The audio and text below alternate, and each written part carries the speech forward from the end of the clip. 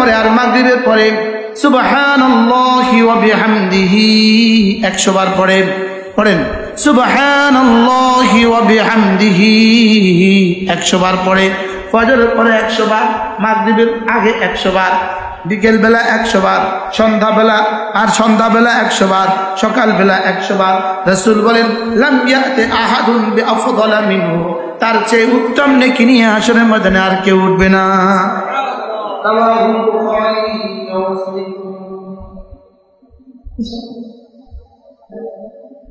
এরপরে আরেক হাদিসে রাসূল বলেন ওমান ক্বালা সুবহানাল্লাহি ওয়া বিহামদিহি 100 মাররা হুত্তাত খাতায়াহু ওয়ালাউ কানাত মিসলা জাবাদিল বাহর।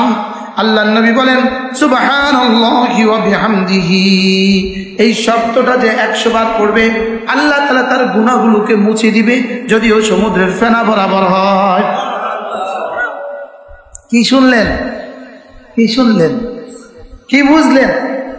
নগদ লাভ দেখি আমরা, বাকি লাভ দেখি না, কিন্তু মূলত এগুলোই আমার নগদ লাভ।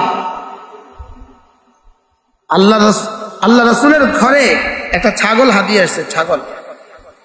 হযরত আয়েশা রাদিয়াল্লাহু তাআলা আনহাকে রাসূল জিম্মাদারি দিলেন, এটা রেডি করো।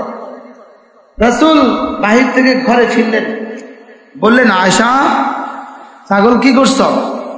ইয়া রাসূলুল্লাহ ছাগল জবে করছে। কদ্দুর রাখছো? একটা পা রাখছি, সামনের একটা পা রাখছি, আর বাকিগুলো সব দিয়ে দিয়েছি। রাসূল বলেন আয়েশা যেটা রেখেছ শুধু এটাই গিয়েছে, যেটা দিয়েছ সব আছে।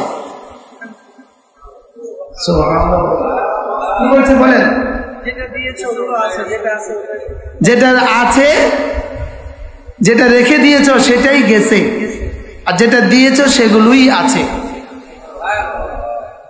যেটা রেখেছ এটা বাথরুম পর্যন্ত, আর যেটা দিয়েছ আর সাজিম পর্যন্ত।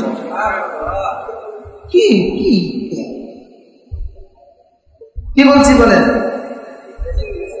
যেটা দিছ সেগুলো আরশ হয়ে জান্নাত পর্যন্ত, বলেন, আর যেগুলো রাখছ বাথরুম পর্যন্ত।